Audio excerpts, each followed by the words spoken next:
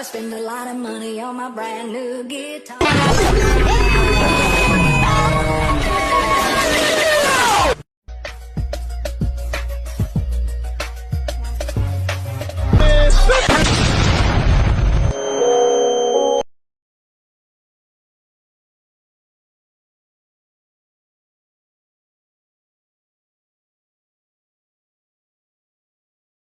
All my ladies